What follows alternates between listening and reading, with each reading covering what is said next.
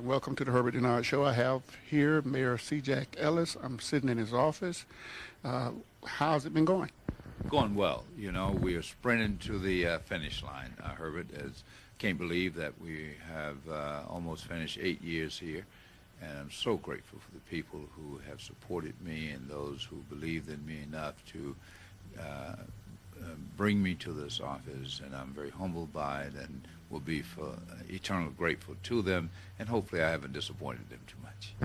What do you consider your greatest accomplishments as mayor of Macon? You know, I've thought about that because people have asked me, what am I most proud of? I'm very proud of the fact that we were able to change neighborhoods, and I'm very proud of the fact that what we've been able to do with our youth, how we've been able to engage our youth, because bricks and mortars are good, and we should rebuild our city, but we have to also rebuild our people, have human development. So I'm proud of the work that we've been able to do with our youth through the Mayor's Office of Workforce Development, what we've been able to do with the least of the women, getting from welfare to work, getting women in training programs, and things of that nature. So I'm proud of all of that work. And of course, there's some other things as well, but that if I just have to name just 2 or 3, they would be at the top of the list. How about Hope 6? That is, when I say changing neighborhoods, we could not have changed a neighborhood without the Hope 6 grant, and I worked very hard. Started that in February, and I came in office, met with Vice President Gore, met with Cuomo at the time, I forget his first name, but he was Secretary HUD, told me what I needed to do in order to get one of these grants.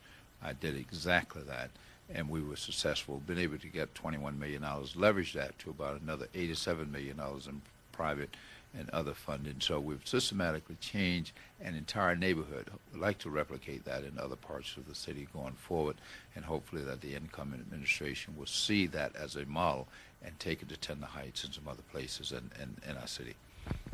You have traveled to many of the sister cities. You've included some African cities. Could you tell us something about that? Well, yes, you know, when I came in office, what I realized is that we were a city with approximately 60% of the population of people of African descent, and we didn't have one sister city on the African continent, and I thought that was somewhat strange. So I had visited Japan and had visited Macon, France, where we had a sister city, and I set about reaching out to the African continent, and went to Washington, met with an ambassador from Ghana, because Ghana being the first country to receive its independence on the continent, I thought that was a good place to start.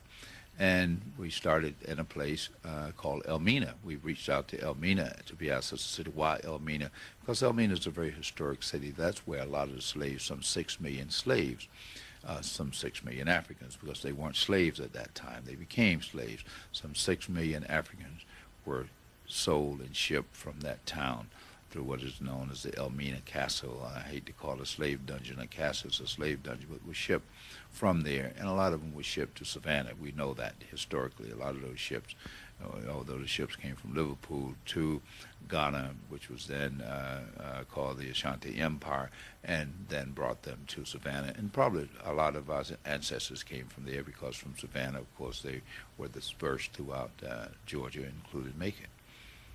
So how many sister cities do we have now?